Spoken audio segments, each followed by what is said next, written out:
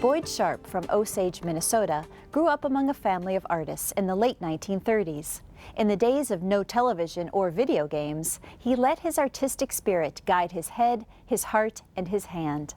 Whether he's moved to paint contemporary or floral art, Southwest landscapes, or stunning portraits, Sharp has the ability to capture the moment and make it memorable.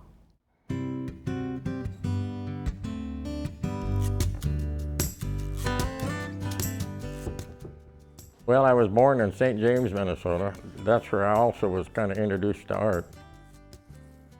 And what I do first, I set them down flat, because they have to be flat. They cannot be turned because the paint will run. First thing in art was my mother would take me into the post office in St. James.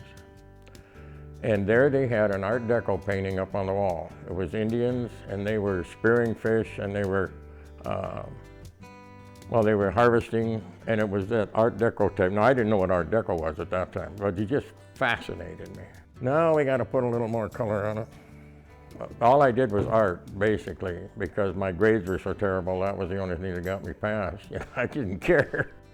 I used to decorate my school papers with different colors and this and that. It was the only thing that looked nice on the papers.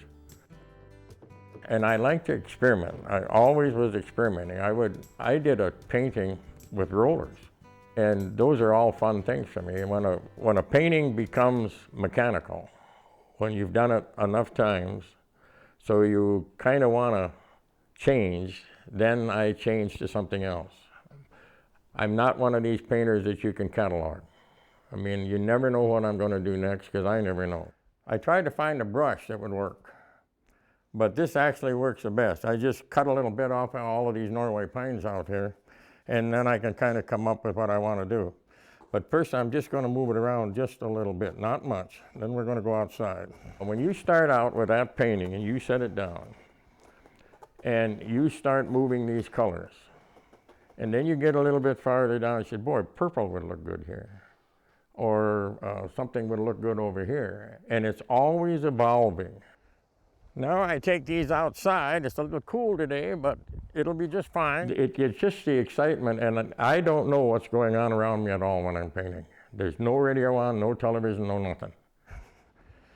And I'll move it around just a little bit. See what we get.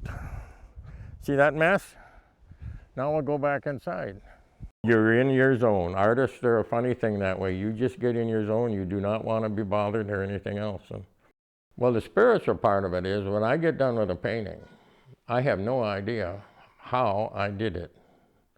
And I always figured I was guided a little bit, especially my religious paintings, because they just seem to come out. I mean, it's there. And to me, to try to explain how it got there, I didn't go to school. I didn't, I have nobody behind me saying you got to do this or you got to do that. It probably would have been nice to have that. Now, New York is one of my markets because of the 911 painting. And when they hit the first tower, then I started watching it, because this was really something. And then they hit the second tower. An announcer said, I hope the people in the United States will think this is just a New York thing, and kind of sweep it under the table. Well, they didn't have to worry about that. It united us like you wouldn't believe. So then I decided that I'm going to paint the 911 painting. I started out with the eagle, and then the flag I already had, and I hung that up in my studio. And then I went over and I got some other magazines, and way down in the corner they had this fireman going like this, as you can see in the picture. Well, I got him in there, and I was trying to figure out what to put on his hat. So I put USA on there, because it's for all of us. I was sleeping up in my studio at that time. About 2 o'clock in the morning, I decided to just put the torch in. It just came out the way I wanted to it, and then I thought, well, should I paint the claw of the eagle on there to hold it? And it wouldn't have taken me long. Anyway, I decided, no, we all have to hold that.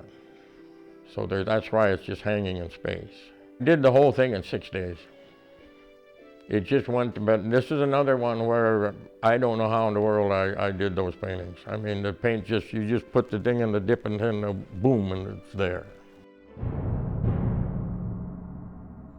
What I wanted to show was just the towers. I was going to paint the buildings around it and everything else, and I just wanted the blue towers.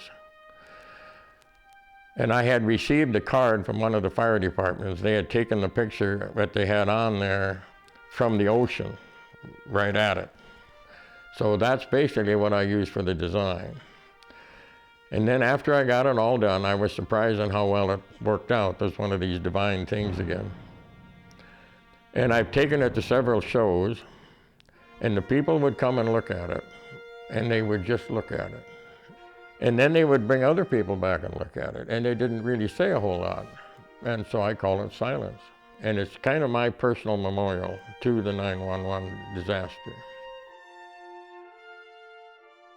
Prairie Mosaic is funded by the Minnesota Arts and Cultural Heritage Fund with money from the vote of the people of Minnesota on November 4th, 2008, the North Dakota Council on the Arts, and by the members of Prairie Public.